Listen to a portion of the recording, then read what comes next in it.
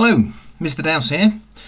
This is the second of two videos for week 6 Python programming on while loops. So the first video looked at a recap on everything we've covered so far, including if statements, variable declarations, data types, indentation, iteration, etc, etc.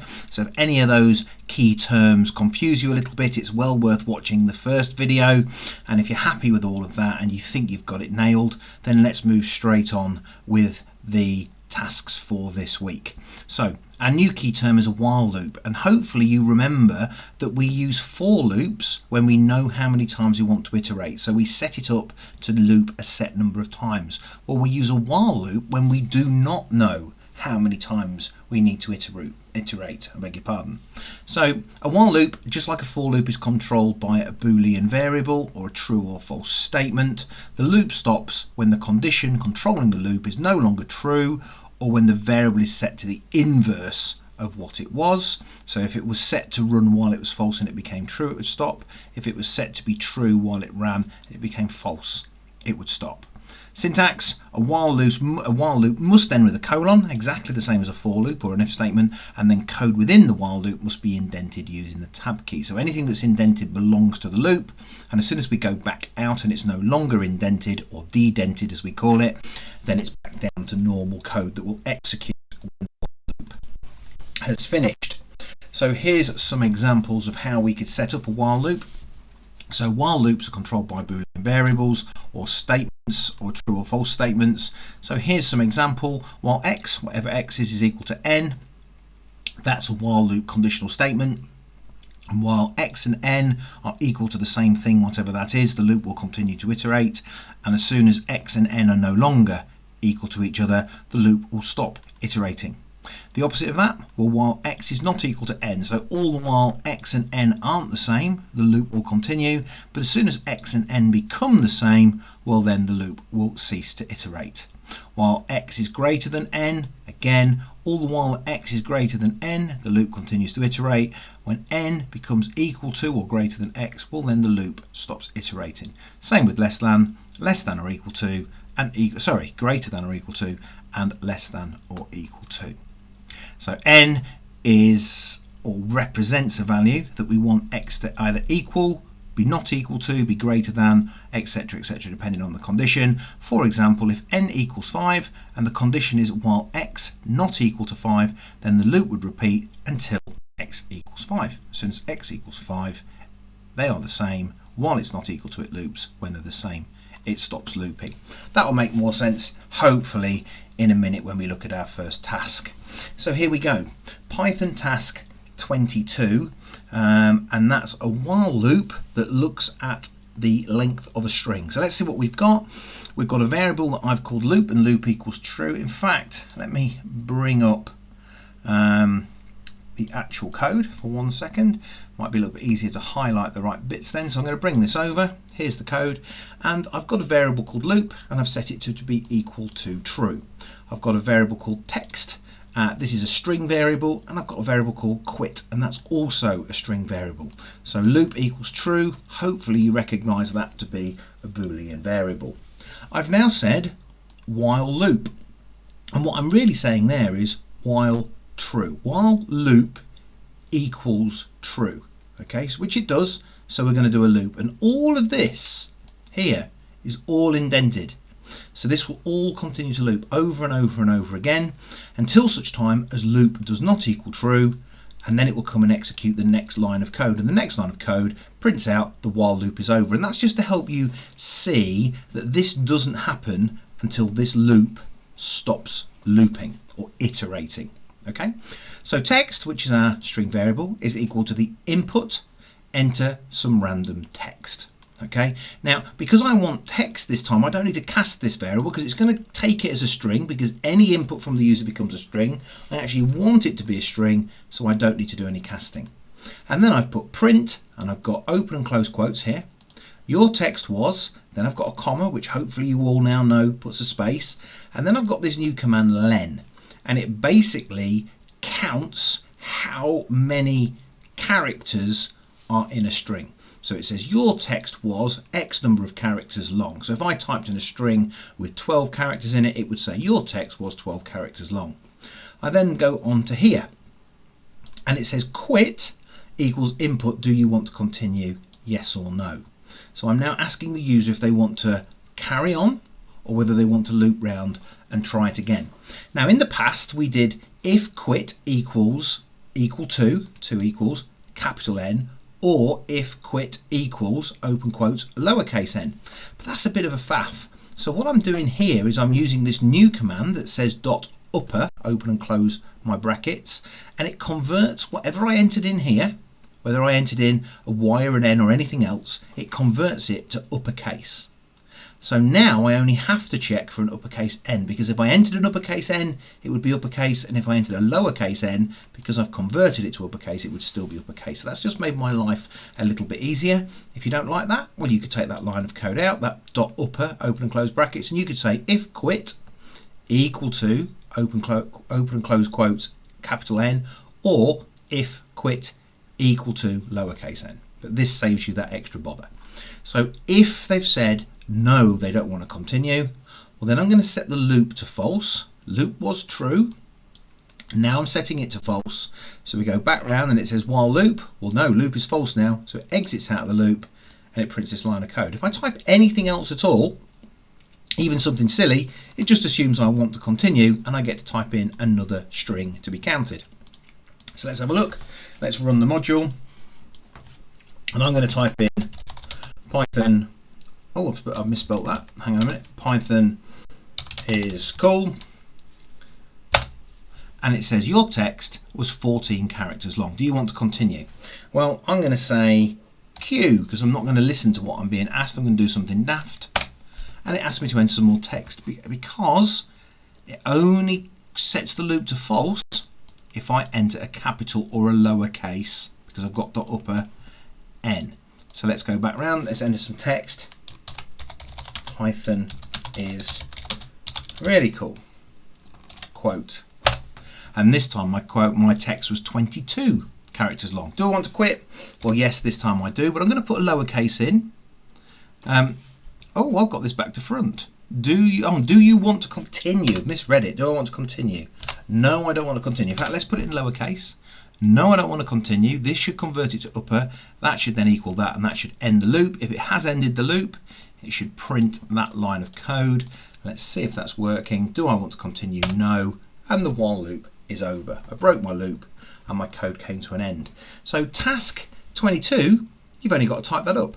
Okay, there's nothing to do. You've got to type it up, but you need to understand it, because in a minute you're going to have to create your own loop. So creating this code and understanding this code is going to give you a big clue as to how to do the tasks where you're asked to do it for yourself. So that is task 22. Then we get to task 23. So it says copy all the code that you did in the previous task and call it task 23. Show the code and some examples of the output in your ePortfolio. So we've got a slightly different example now of a while loop. So again, I'm going to open this as a Python file so I can show you what's going on. And I've got two variables. I've got one called num and I've got one called count. I've assigned the value, integer value 0 to num, and I've assigned the integer value 1 to count. So num, this will store the user's entry, and this will keep track of the number of iterations completed. Okay, so num equals the int input. Please enter an integer value between 1 and 100.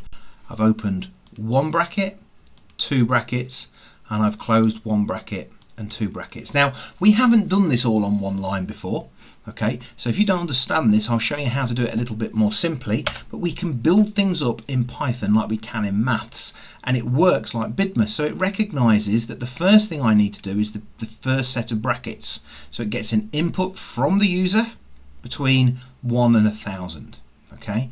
Because we're taking an input, it's coming in as a string, but we know we want a number that's an integer, so then it does the outer set of the brackets, which is converting that to an integer. So whatever I enter in, it converts to an integer, and then it's worked through the brackets, and then it stores that value in num. Now what we did before, and let me just change this then, let me comment that out, and I'll show you the 2 lines of code that we used before to do the same thing. And if you prefer this way, that's absolutely fine, that's no problem. So instead of having equals int input, we can just say input equals num, and then I can then do the conversion. So then I can say num is equal to the int of itself.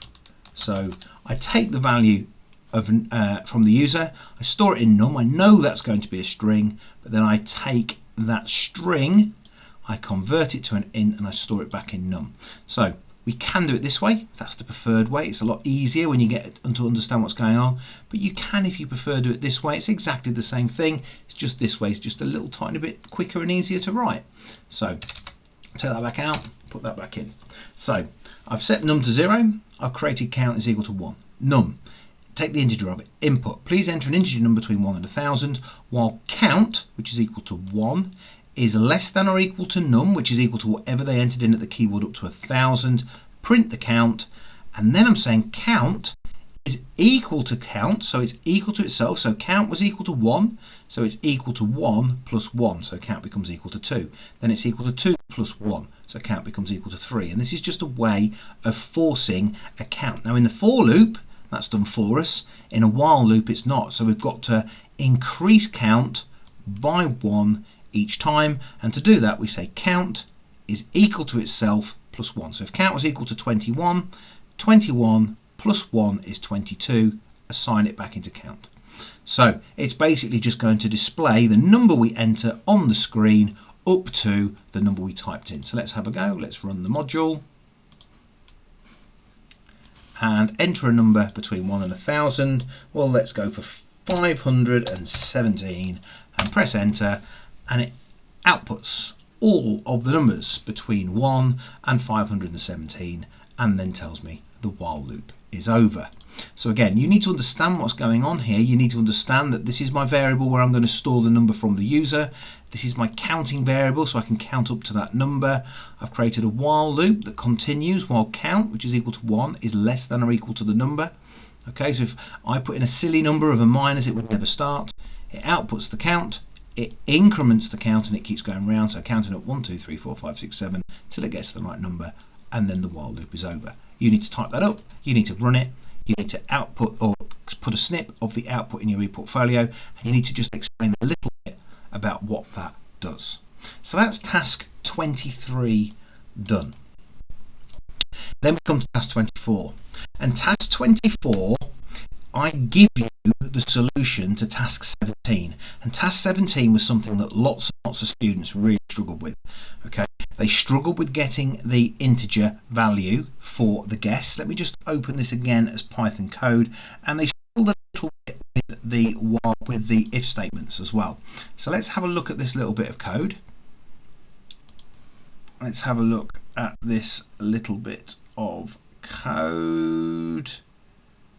I think I've got something wrong there. Here we go. Sorry about that. For some reason mine's called task 25. Got myself in a bit of a muddle there, but never mind. So, same code, nothing different. Okay, let's have a quick look. Number is equal to 23. Guess is equal to the integer of the input, and we're asking them to enter a number between 1 and 100. Remember, it's a bit like BIDMAS. It starts with the inner bracket, so it gets an input from the user sees this message, enter a number between 1 and 100. It then converts that string, because any input from the user is a string, it converts that string into an integer and then stores it in guess.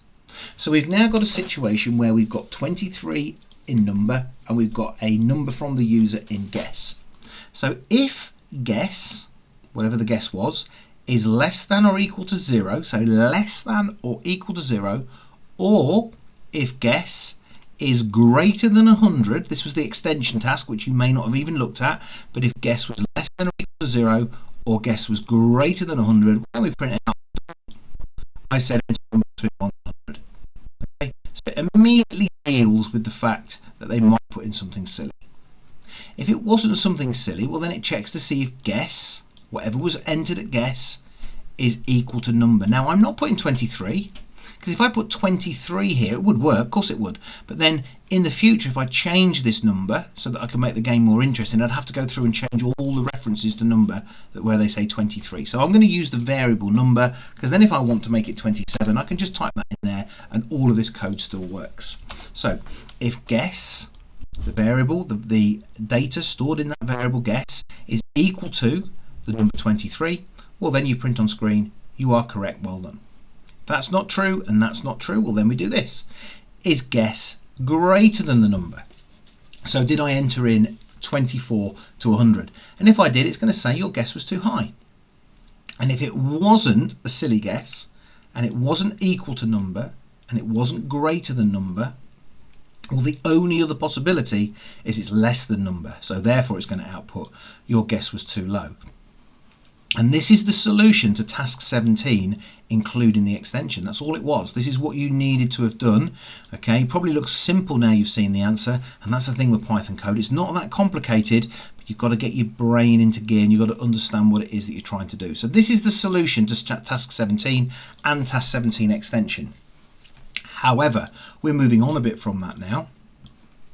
And what I'm actually asking you to do is to improve your code so the game continues until the user enters the correct number. Now we don't know how many guesses that will take, so we have to use a while loop. So what we have to think about now is what we've learned in these previous two tasks. How do while loops work? How can we break the loop when we need to? You need to look at this code in task 22. You need to look at this code in task 23, and you need to use what you've learnt to put all of this code into a while loop. Okay, and if you can put all of this code into a while loop that continues to tell you that you're too hot or you're too cold or well done, you've guessed it, well then you've completed task 24 and very well done. There is a couple of extension tasks because it's difficult to know how long it's going to take you to do these bits. I'm hoping that some of you will fly through this week, and if it took you under an hour, then have a look at the extension tasks. This will stand you in good stead for the future. So create a password checking program. The program should ask the user for their password. If the password entered is correct, the program should output you're logged on. If the password is entered is incorrect, the program should output incorrect, try again. So I've helped you out. I've said password is equal to Python, user input is equal to open close quote, user input equals input, please enter your password. You've now got to set up a little while loop and an if statement that checks. No while loop needed here. It just needs to check if the password was correct. If it does, you're logged on. Incorrect, then it's incorrect. Oh no, it does need a while loop. Incorrect, try again. So it's going to let you keep entering passwords until you eventually get the right one. Okay, and the right one is Python. So if you've managed to do task 24, shouldn't be too difficult to do task 24 extension 1. This, however, is a little bit more difficult. Okay, so this will be for the really high achievers in Python. If you've got that working, what I want you to do is I want you to improve your code so the user gets 3 goes to enter the correct password, just like it would on a real website. And if they enter it incorrectly 3 times, the program ends saying your account has been locked. Okay, I've shown you in some of these other tasks how we can keep account of things. Okay, and how we can have conditions controlling our while loop. So that's something, if you look at those pieces of code, you should be able to do for yourself. And that is week 6 Python coding on while loops complete, other than potentially answering some of these plenary questions, talking about, for example, what does cast mean, what is iteration, when should we use a while loop, have we got when should we use a for loop, hopefully we have somewhere, but there's a difference between a while and a for, what is it, etc, etc. It'd be nice to see some of you answering some of these plenary questions. That's it for this week. Thanks for watching. Cheerio.